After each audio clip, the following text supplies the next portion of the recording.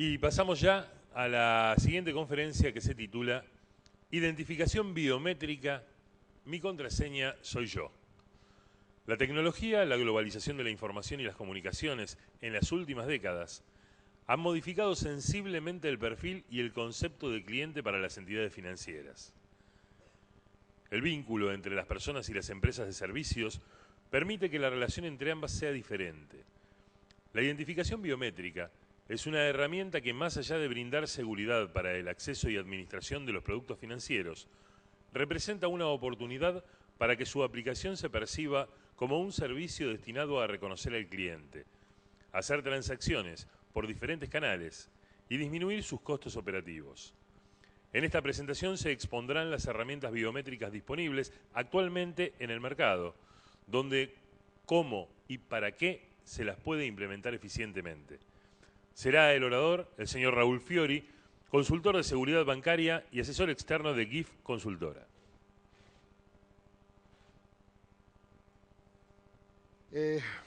Bueno, en principio quería hacerles una aclaración antes de comenzar con la exposición. Fui presentado como consultor de seguridad bancaria y en realidad voy a hablar muy poco de lo que es seguridad, sino que me voy a referir más a incrementar la calidad del vínculo entre las entidades y los servicios financieros con los clientes. Entiendo que la biometría es una herramienta que debe servir para facilitarle la vida a los clientes en todo sentido, ¿no? En este caso para las entidades financieras. Hace casi 80 años nuestro planeta tenía 4.500 millones de habitantes que accedían al mundo de la información y las comunicaciones mediante la radio, los diarios y la correspondencia, vigentes desde hace más de un siglo. Es decir, la correspondencia, la radio y los diarios eran el método más común y disponible, únicamente disponible para todo el planeta desde hace 100 años.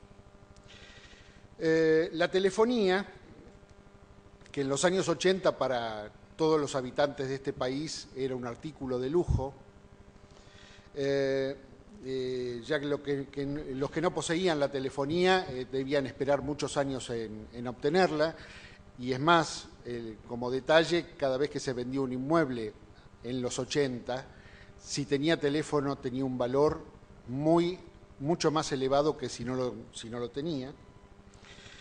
Las empresas se comunicaban a través del fax y del telex. La televisión nació a mediados de a mediados del siglo XX, y los primeros satélites dedicados a las telecomunicaciones, que tuvieron lugar a principios de la década del 70, fueron los que abrieron la puerta a las nuevas tecnologías.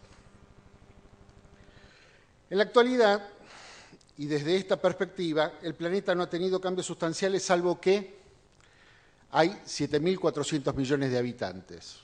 Y se estima que para el año 2040 se va a duplicar la cantidad de habitantes de los que había en el año 80.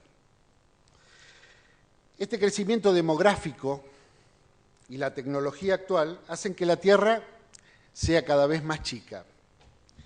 Pero por otro lado, el mercado financiero ofrece a sus clientes tarjetas de débito para operar mediante una amplia red de cajeros automáticos, y esto comienza a principios de la década de los 80, casi a mediados de la década de los 80. Y paulatinamente los cajeros automáticos fueron ampliando su menú de operaciones.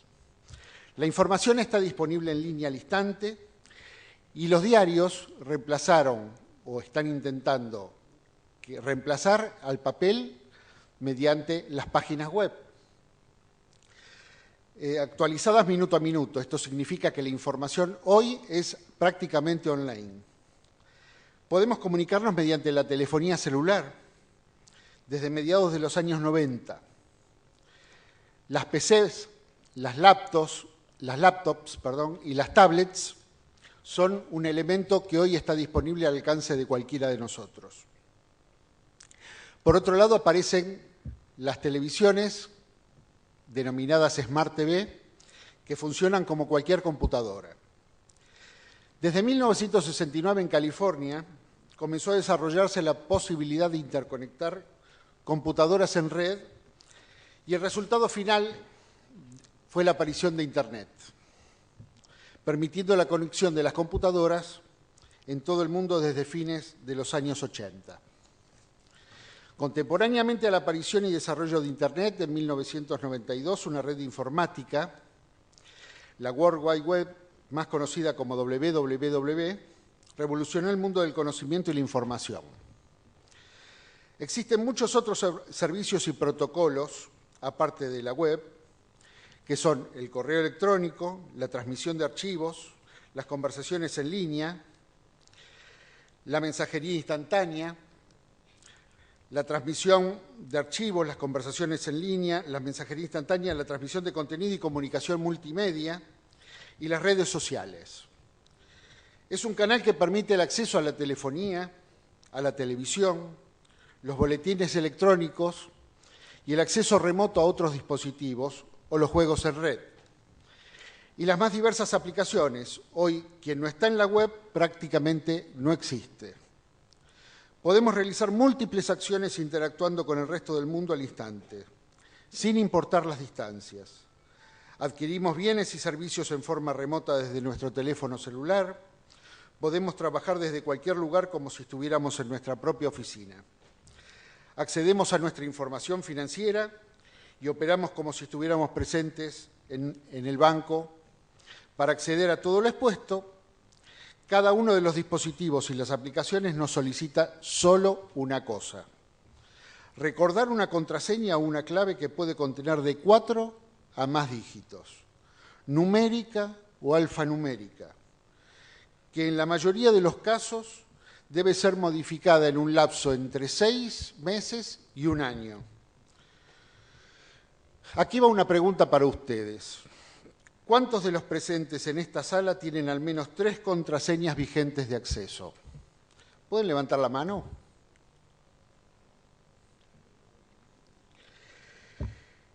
¿Las recuerdan o las registran en otro lado? Porque no se utiliza, las registran en otro lado porque no las utilizan con frecuencia o tienen miedo a olvidarlas. Esa es la gran pregunta, porque en definitiva, si la contraseña, las claves o los pines son una cuestión de seguridad, escribirlas implica incrementar un riesgo. Los bancos, a consecuencia de los fraudes electrónicos, debieron sofisticar las claves de acceso a los clientes, proveyendo tarjetas de coordenadas y tokens, invirtiendo para ello importantes sumas de dinero y recursos, para generar barreras contra el fraude. El cliente fue percibiendo que las ventajas tecnológicas le requerían administrar claves, contraseñas e instrumentos para acceder a cada una de sus cuentas, y los portales, los teléfonos, las redes sociales, las computadoras también le requerían password y claves. Solamente con analizar los diferentes tipos de contraseñas existentes en las entidades financieras, el único elemento común a todas ellas es nuestro número de documento. Después se solicitan claves numéricas o alfanuméricas, variando la cantidad de dígitos que las contienen, mientras que la homogeneización de las claves de parte del usuario, si esto fuera posible, resulta cómoda, pero también incrementa riesgos. Esta situación fue percibida por la biometría como una oportunidad para que de ahora en adelante esta herramienta ocupe un lugar preponderante en pos de facilitarle la vida al usuario y reducir sustancialmente los costos y los recursos para los proveedores de bienes y servicios.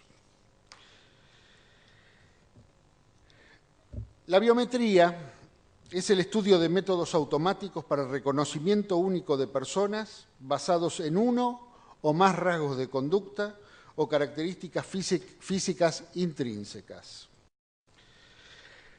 ¿Qué es la identificación biométrica básicamente? Es la aplicación de técnicas matemáticas y estadísticas sobre los rasgos físicos o conductas de un individuo para verificar su identidad. Por lo tanto, la identificación se basa en las características propias de cada individuo que lo hacen diferente de los demás. Según el método biométrico y la finalidad a la que se lo destina, lo hace más o menos eficiente, por lo que corresponde analizar cada uno de ellos para resolver cuál es el más conveniente. Por lo tanto, hace su aparición un nuevo concepto. La contraseña es lo que yo sé, en cambio la biometría es lo que yo soy, y no me lo puede sacar nadie. Haciendo un poco de historia, el primer antecedente biométrico del mundo fue descubierto cerca del siglo XIII en China, en donde los documentos comerciales eran estampados con las huellas de dedos o manos de quienes participaban en la transacción para hacerla más confiable. En la era moderna, el primer antecedente de aplicación biométrica se atribuye a Alphonse Bertillon. Fue el jefe del departamento fotográfico de la Policía de París que en 1883 hizo de la biometría un campo de estudio, tomando las medidas de la cabeza y el cuerpo, registrando en las fichas policiales los tatuajes y cicatrices que pudieran tenerlos identificados por la policía de París. También desarrolló la fotografía métrica con el objetivo de reconstruir las dimensiones del lugar y los objetos allí encontrados. Esta frase que dice que para los criminales natos adultos no hay muchos remedios, es necesario o bien secuestrarlos para siempre en los casos de los incorregibles o suprimirlos cuando su incorregibilidad los torna demasiado peligrosos, podríamos pensar que en la actualidad a este concepto podrían adherirse la mayoría de las víctimas de delitos, o quizás asociemos que este párrafo podría pertenecer a declaraciones o de Susana Jiménez o de Ivo Kutsarida. Pero, en realidad, lo dijo un científico italiano a fines del siglo XIX, llamado Cesare Lombroso, profesor de Medicina Legal de la Universidad de Turín, autor de un tratado donde resumidamente basa sus estudios en que el delito es el resultado de tendencias innatas observables fisonómicamente. Así es que en ese entonces los profesionales del derecho y la medicina buscaban en los delincuentes características físicas denominadas lombrosianas, vinculadas a la conformación craneana, mandíbula, orejas, arcos superciliares, etc. Su teoría precaria y escasamente fundada lo llevó a afirmar que luego de comparar las temperaturas medias de las distintas provincias de Italia, los índices de criminalidad, el calor, favorecía la consumación de delitos. Esto es que Lombroso decía que cuanto más calor había, más delitos se producían. Pobre Lombroso, ¿no? Aplicando esta teoría, podríamos decir que, por ejemplo, Mr. Spock sería un delincuente, según Lombroso.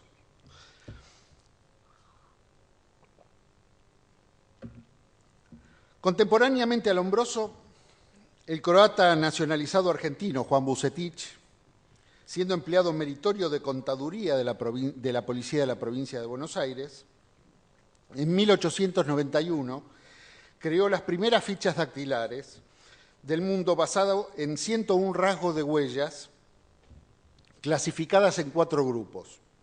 Y luego de probar su eficiencia, la policía aplicó por primera vez en el mundo el registro dactiloscópico.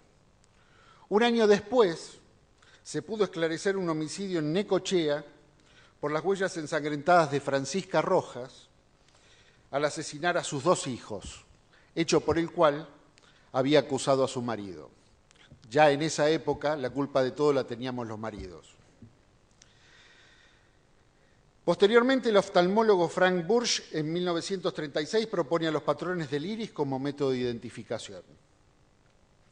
En 1961, el escritor Ian Fleming publica su novela Thunderball, que posteriormente, y luego de un largo conflicto legal por los derechos, en 1983 se estrena la película Never Say Never Again o Nunca Digas Nunca Jamás, protagonizada por Sean Connery.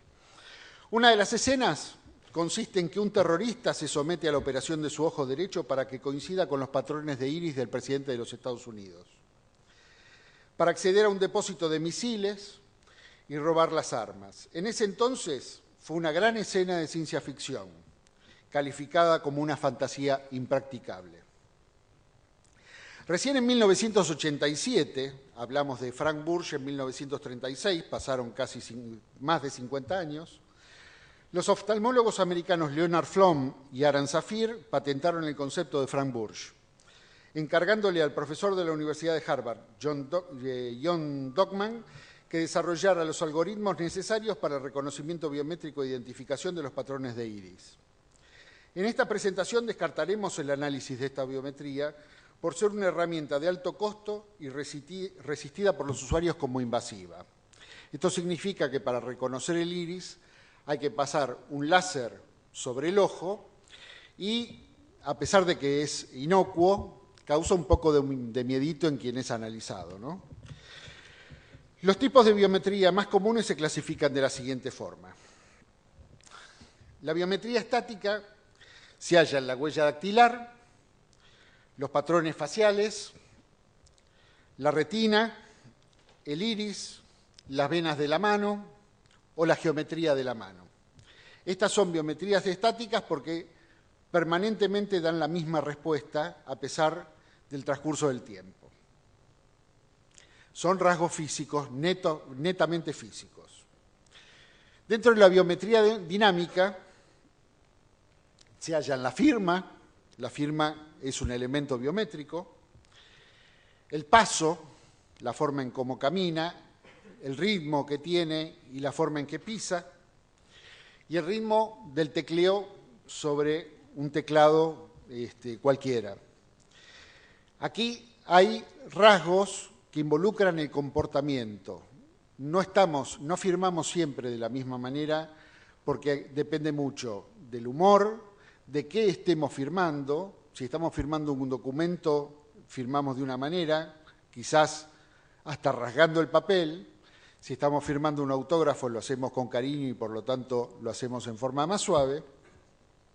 Y de la misma manera las otras dos cuestiones. Hay una variación importante entre una y otra, a pesar de que siempre hagamos lo mismo. En la biometría mixta nos encontramos con el reconocimiento de voz, porque posee características físicas y de comportamiento que más adelante explicaremos. Todos los métodos biométricos necesariamente demandan el cumplimiento de dos etapas. El enrolamiento, que consiste en identificar y validar al individuo por primera vez para almacenar en el sistema sus características biométricas. Esto es, en este proceso, por primera vez el individuo debe dejar su rasgo biométrico, pasa a un sistema y el sistema almacena, después de transformarlo en un algoritmo numérico, a una computadora donde queda guardado. Posteriormente, cuando la persona debe ser verificada, para permitir su acceso, el sistema captura su dato biométrico nuevamente, compara la información previamente almacenada y emite tres conclusiones posibles. ¿Hay correlación? ¿No hay conclusión definitiva y pasa a un operador físico? ¿O no hay correlación y se rechaza su ingreso debiendo ser analizado por el back office de fraudes? La eficiencia del sistema se mide por el falso positivo y el falso negativo. ¿Qué consiste en estas dos definiciones? Entre ambos parámetros se determina el nivel óptimo de funcionamiento para la verificación biométrica. El falso positivo consiste en una verificación que permitió el acceso de un individuo que no es el enrolado, mientras que el falso negativo es el rechazo del identificado genuinamente. Por lo tanto, es vital que el proceso de verificación posea los parámetros correctamente definidos para minimizar la incidencia de los casos positivos y los negativos. Por ejemplo, la posibilidad de encontrar una coincidencia exacta en el iris de dos personas puede darse entre 1 y 500 millones de personas. Es decir, que una persona entre 500 millones puede tener el iris igual a otra. Mientras que la coincidencia de una huella dactilar es de 1 en 100 millones. Todo depende del uso que se pretenda dar a la biometría y el umbral. más o menos exigente para validar una identificación. De los métodos biométricos más utilizados hasta el presente, la huella dactilar es el más difundido. Y a mi criterio posee dos características que deben ser atendidas por aquellos que optan por esta solución. Como la verificación de la huella es presencial, se requiere instalar lectores en forma proporcional al número de personas que deben identificarse. Para el caso de una entidad bancaria, sería necesario que al menos instalara un lector por cada posición de caja y 3 dispositivos denominados tótem, similares físicamente a los que hay instalados en los aeropuertos para hacer el check-in, en el área de atención al público en cada sucursal. Esto demanda una inversión en equipamiento muy onerosa y, por otra parte, existe cierta resistencia del usuario al contacto con dispositivos donde va el público, mucho público, donde asiste mucho público.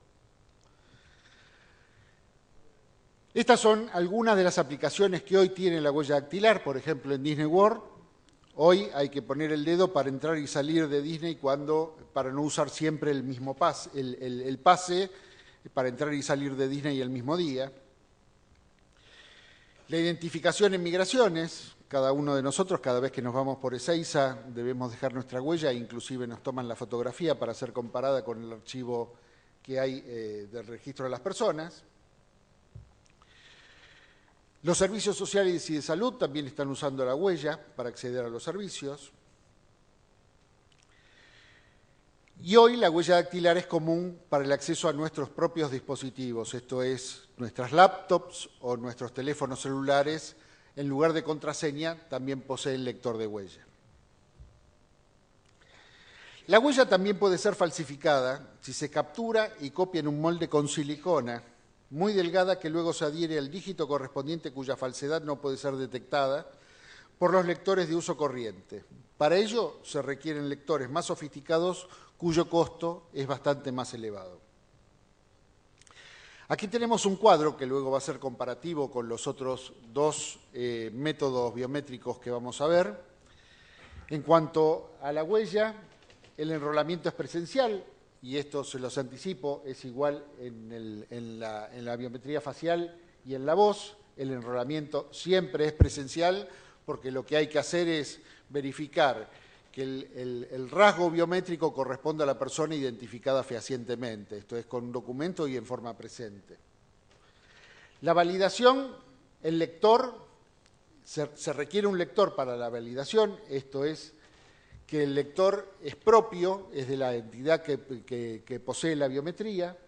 La verificación es presencial, siempre es presencial. Cuando capturamos una huella, la huella no puede ser transmitida por ningún medio, sino que debe ser puesta en el dispositivo que se provee, que está provisto y conectado al sistema. La terminal es propia.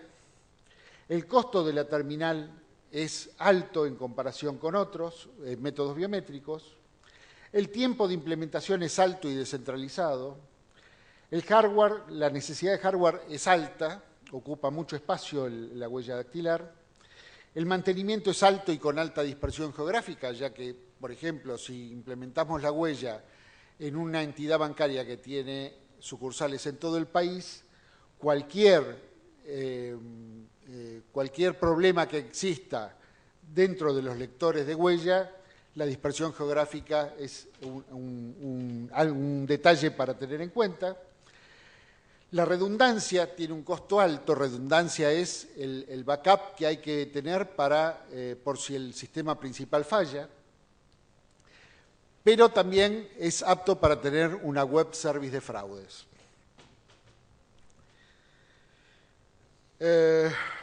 Patrones faciales. Este método es más flexible que la huella dactilar en cuanto a los dispositivos necesarios para el reconocimiento y posee la ventaja de que para validar la identidad del usuario no tiene contacto con el lector. ¿Qué aplicaciones tiene la huella facial? Para acceso y control se usa mucho, para identificación en migraciones. En otros países la biometría facial es muy utilizada. Para ATMs, Colombia ya tiene instalado ATMs en su red de cajeros con lector facial. Transacciones por móvil, computadoras o tablets. Pueden hacer operaciones con reconocimiento facial a distancia a través de una webcam. La webcam es un dispositivo muy barato y además que la webcam es propiedad del cliente, no es propiedad de la entidad que tiene la biometría para reconocerlo. Y también se usa para operadores de computadoras, para el caso de que, pongo como ejemplo, un empleado bancario que tiene su terminal, que en lugar de tener una contraseña, lo que tiene es el sistema de reconocimiento facial. Si él por cualquier motivo se levanta de su terminal, el sistema no le captura más la cara y se bloquea. Cuando él vuelve a su posición y la cámara lo vuelve a tomar, lo reconoce y le habilita las operaciones.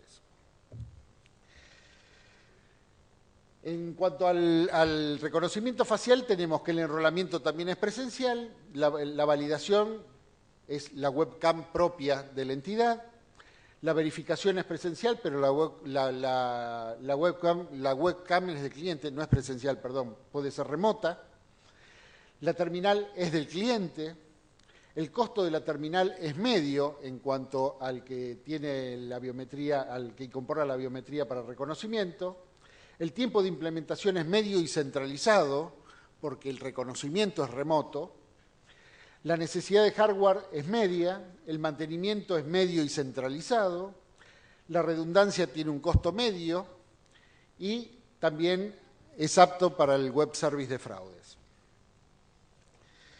La biometría de voz es el método que más aceptación ha tenido en los últimos años en el mercado de servicios financieros por su bajo costo, porque no es necesaria la instalación de lectores específicos y la verificación es remota. Accediendo por un teléfono fijo o celular desde cualquier parte del mundo, el cliente es validado. La característica mixta del reconocimiento de voz que habíamos visto antes tiene un componente físico y dinámico, por eso en realidad es mixto. Ya mencioné que la biometría de voz pertenece a la categoría denominada mixta porque tiene estos dos componentes, ya que nuestra voz varía en el pronunciamiento, el énfasis, la velocidad y el acento, y posee componentes estáticos físicos dados en el tracto bucal, la forma de la boca y la dimensión de los senos. Estoy hablando de los nasales. Entonces, la biometría de voz tiene estas dos facetas que lo hacen distinto a cualquier otro reconocimiento biométrico. Y en este punto lo que debo explicar es que en el reconocimiento de huella, el sistema puede trabajar para el reconocimiento de 1 sobre n huellas dactilares que tenga el sistema. Esto lo hace lento. ¿Por qué? Porque tengo que ir a todo el archivo a revisar cuál es la huella que coincide con la que acabo de tomar. Lo mismo pasa con la cara. Y lo mismo pasaría con la voz, aunque la voz, habíamos visto que, por ejemplo, la huella dactilar era 1 entre 100 millones, una igual a la otra, la voz es 1 entre 50.000. Uno diría, bueno, pero en realidad 1 entre 50.000, entonces es posible que el sistema fuera engañado y alguien coincidiera con nuestra voz y pudiera engañar al sistema. Bueno, el tema es que en realidad para que esto no suceda, el reconocimiento de voz debe trabajar siempre 1 a 1. ¿Y qué significa trabajar 1 a 1? Que cuando uno se comunica y da su contraseña por voz, por ejemplo, mi voz es mi contraseña, hay que precederla con algo que nosotros sepamos de memoria como es nuestro número de documento. Entonces, cuando colocamos nuestro número de documento en el sistema y luego damos el reconocimiento de voz, el sistema ya fue a buscar por el número de documento nuestro registro que ya está grabado y lo compara con el registro que está tomando en ese momento.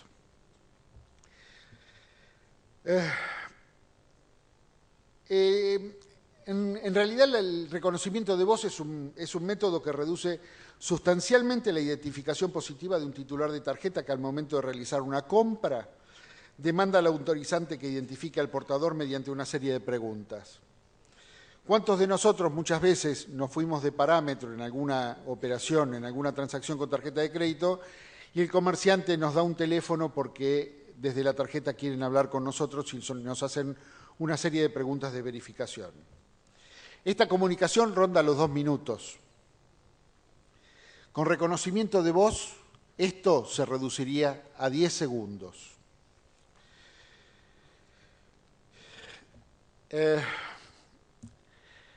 Por ejemplo, hay transacciones telefónicas que se pueden hacer bajo biometría de voz, como hemos escuchado esta mañana, usando la tecnología del teléfono celular. El reconocimiento de voz sería un elemento que complementa absolutamente y totalmente el confort para el cliente que está operando y los costos para la entidad que está administrando el producto.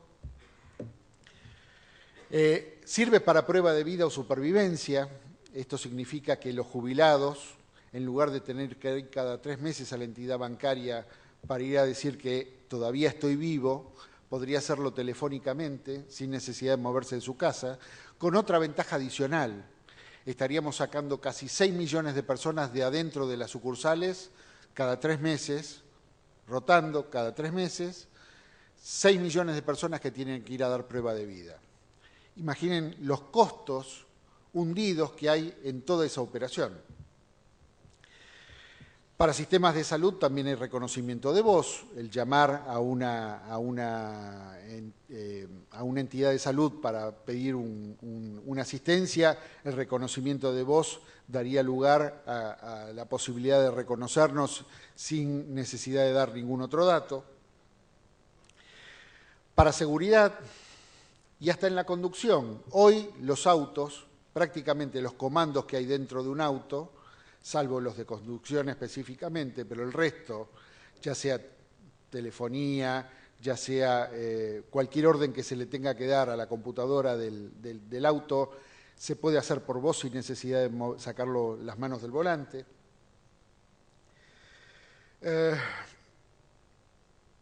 Vamos a ver la segmentación por rubro. ¿Quiénes en el mercado hoy están usando la biometría de voz? El 45% pertenece a servicios financieros y seguros. El 29% a gobierno. El 5.5% a salud. El 15% a telecomunicaciones.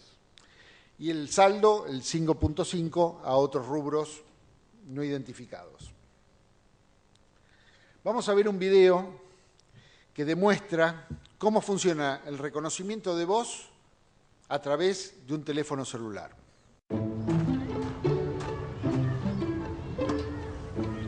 Yeah, hi. I just need to check my credit card balance. Sure. I just need you to verify your identity for security purposes. May I have your PIN, please? Hey, can I get mustard, please? I'm sorry, that PIN is not valid. I need to ask you a few security questions. One moment, please. Check credit card balance. My voice is my password. Awesome. Hey, buddy, you got a bit of mustard on your shirt there. Oh. Yeah, I'm still waiting on that credit card balance. Mm-hmm. Can you tell me the name of your 6th grade math teacher? 2 tickets to see James Rush tonight.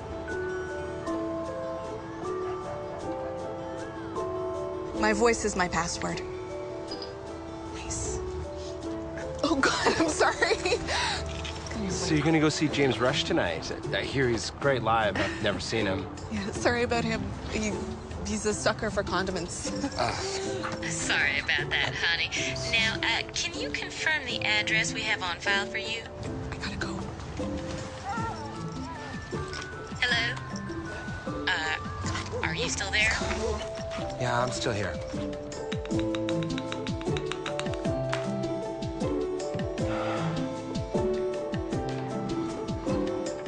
I'm gonna check out the James Rush show. You wanna come? Oh, that reminds me. Come on, I just want to check my balance. Hi there. I'd like to check my balance, please. Sure, what's one more? With my voice? That's awesome. 1978. So it's 1,978, right? Okay, you know what? We're done here. That's it then, thanks. You know, I think I hate my bank. Kind of love mine. You've got a spot right there. With voice biometrics, there are no passwords, no pins. It's an easier and more secure experience for everyone. My voice is my password.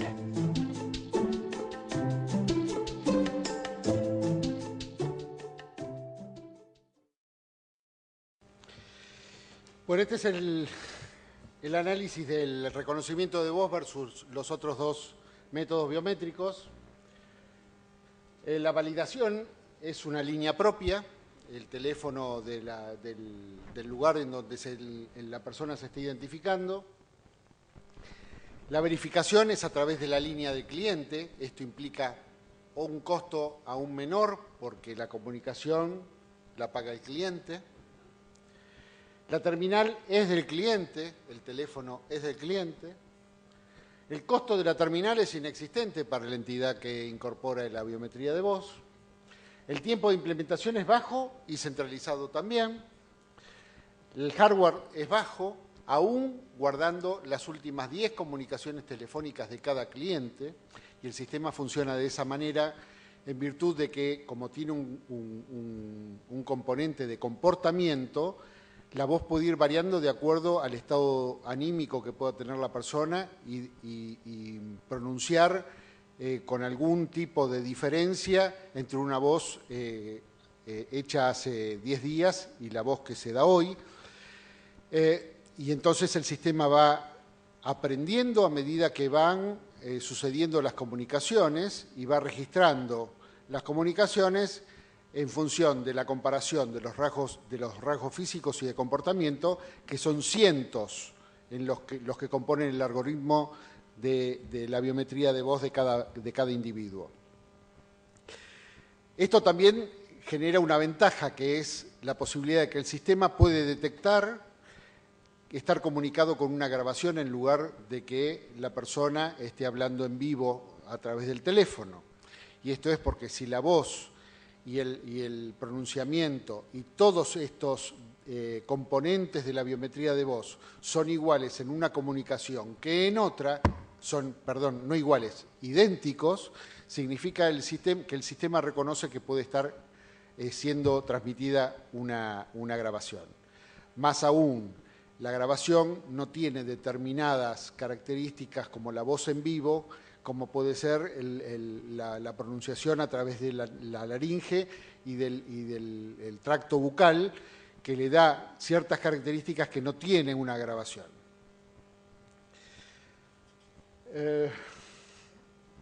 Quiero mostrarles el caso de Santander en México, que tiene una situación previa a la instalación de la biometría de voz, con 4.200.000 usuarios, que generaban 1.400.000 llamadas atendidas por el call center. El 65% de las llamadas tenía fallas de autenticación. El tiempo promedio por llamada era de 1 minuto 20 segundos. Y la implementación de la biometría de voz en el segundo semestre de 2013 fue la que dio lugar a una nueva situación. 1.700.000 usuarios enrolados. 4 millones esperan para 2015. ¿Por qué? Porque el proceso de enrolamiento es el más engorroso en la biometría. En cualquier método biométrico, lo más pesado y lo que lleva más tiempo es el enrolamiento de los clientes, porque tienen que hacerlo en forma presencial. No existe otra manera. En la biometría de voz, lo que se está pensando es que tener el sistema disponible para todos los servicios financieros. Y cuando un cliente de una entidad se enrola y también es cliente de otra entidad, ese enrolamiento vale para todas las entidades, fundado en la calidad del enrolamiento hecho por primera vez, ¿no? 3.800.000 clientes con llamados con verificaciones exitosas. El tiempo promedio de la llamada fue reducido en 42 segundos. 53 operadores fueron reubicados, no conozco el caso en particular en detalle, espero que hayan sido reubicados dentro de la misma entidad y no en su casa, y más de $1 millón anuales en ahorro. Estas son otras empresas que hoy tienen biometría de voz. Tomé las más conocidas, pero hay otras. Acá ven telefonía celular, tienen bancos, tienen compañías de seguros, etc. Para adelantarme a la moderación, he generado 5 preguntas que son las más frecuentes dentro de la biometría de voz. ¿La biometría por voz funciona si el locutor tiene un resfrío? Sí. Como se ha dicho, se verifican cientos de características físicas y de comportamiento, solo unas pocas se ven afectadas por un resfrío. Afecciones más graves como la laringitis aguda eventualmente podría dificultar la autenticación. ¿Y esto qué hace? Que esa verificación sea derivada a un contact center, a una llamada física de un empleado con el cliente a efectos de requerirle más datos de verificación. Esto, en la experiencia, representa el 3% de los casos. ¿Los usuarios pueden utilizar diferentes canales? Sí, si fue identificado, por ejemplo, por un teléfono de tierra dentro de la sucursal y fue validado de esa manera, si llama por celular también lo puede hacer, puede ser verificado, si llama por la computadora también puede ser verificado, etcétera, etcétera. No hay ningún problema con los canales. ¿Qué pasa cuando un usuario legítimo no es reconocido? Luego de 3 intentos puede ser verificado por un agente. La experiencia indica que esto también podría ocurrir en el 3% de los casos. ¿Por qué consideraría si la autenticación no siempre es exitosa? Los estándares de autenticación superan a los PINs, password y cuestionarios de seguridad. La biometría de voz mejora significativamente los procesos tradicionales. La privacidad, en cuanto a la privacidad, la huella de voz es una cadena alfanumérica de valores que fuera del sistema carece de todo significado. Y la pregunta de oro es, ¿permite la normativa vigente el uso de la biometría? Los dictámenes obtenidos manifiestan que el ente regulador admite el uso de métodos biométricos de autenticación. Muchas gracias. Tenemos una pregunta, creo que algo de esto ya se habló, pero te la paso de todas maneras. ¿Cuál es la tasa de falsos positivos y de denegaciones de identidad creo que lo que pide es la comparación entre huella digital, facial y voz? La incidencia... Y el que la hizo fue Paco. La incidencia de falsos positivos y falsos...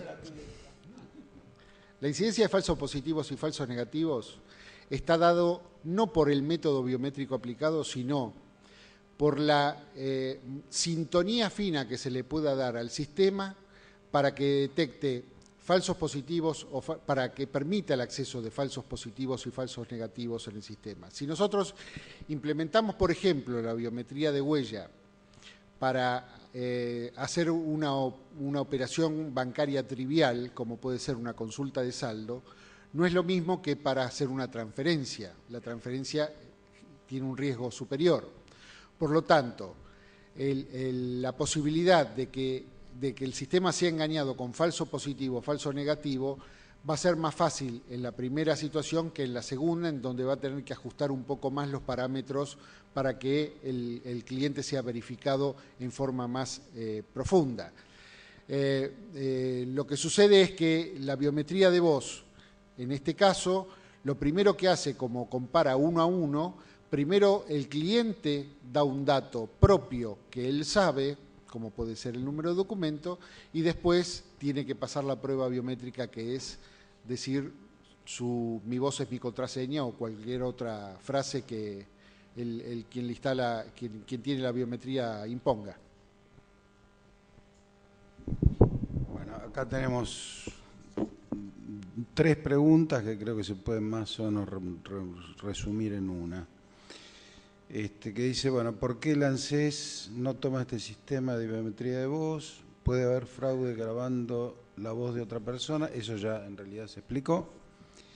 Y bueno, en definitiva, y esta última creo que lo reduce a uno solo. ¿Hay alguna experiencia o algún proyecto de uso de, yo diría, de la biometría en general, a nivel gubernamental en la Argentina?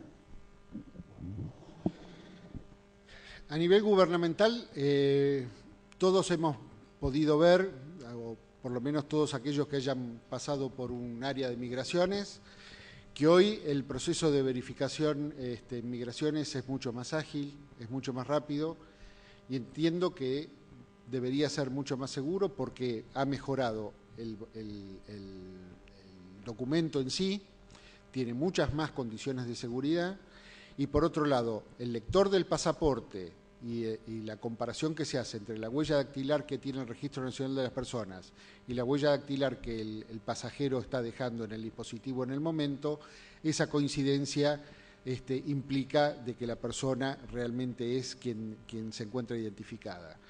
Además, el tema de la fotografía y la fotografía tomada en forma reiterada, porque esa fotografía se va renovando a medida que vamos pasando por las posiciones de migraciones a través del tiempo, implica de que ese método biométrico para el Registro Nacional de las Personas es eficiente. Ahora, si esto lo encadenamos, por ejemplo, con la pregunta del tema de ANSES, ¿por qué ANSES no no opta por el sistema biométrico de voz en lugar de hacerlo por el de huella y de imponer el de huella? De esto estamos hablando desde hace más de un año y las distintas cámaras de bancos están con el tema del reconocimiento por huella dactilar que quiere imponer la ANSES a los bancos.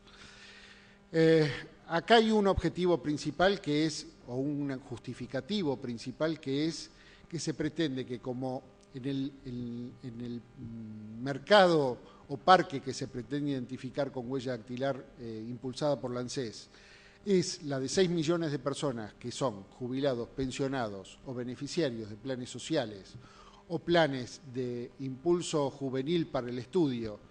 Estas 6 millones de personas, el ANSES le está proveyendo la huella dactilar a las otras áreas de gobierno, como por ejemplo el Registro Nacional de las Personas, que puede carecer de determinadas huellas de determinadas personas que están viviendo en el país y que están cobrando estos planes sociales, entonces pretende identificarlas a través de la huella.